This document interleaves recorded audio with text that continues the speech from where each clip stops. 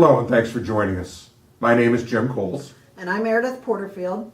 And we're from Columbus Area Labor Management Committee. Our presentation today is going to talk about how to select people who will be on your team and what's going to be expected of new members to a team.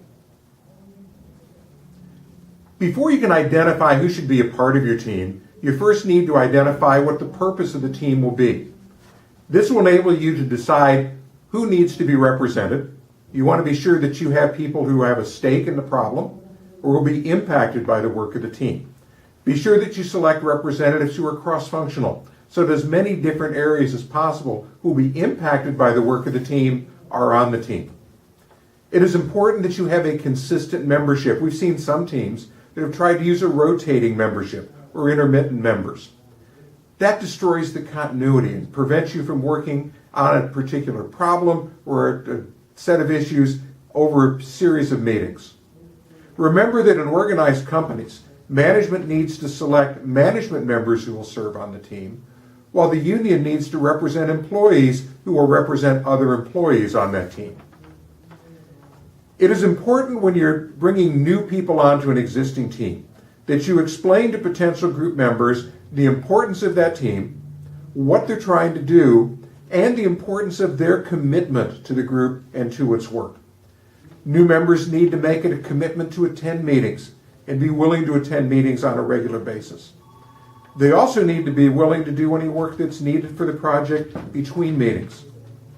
They need to participate in discussions during the meeting so that their ideas are being heard, as well as those of other people that they represent.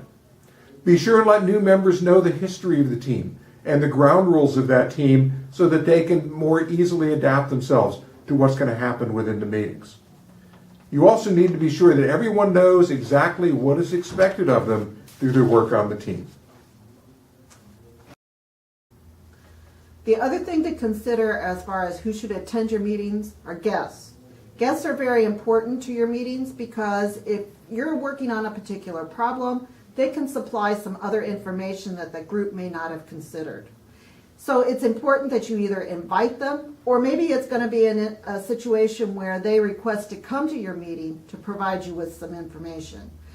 Either way, it's important that there be an invitation or a request. They just don't show up at a meeting whenever they feel like they can come, because you're working on some other issues. You may not want everybody to know just exactly what those issues are. The other thing you need to consider too is the protocol.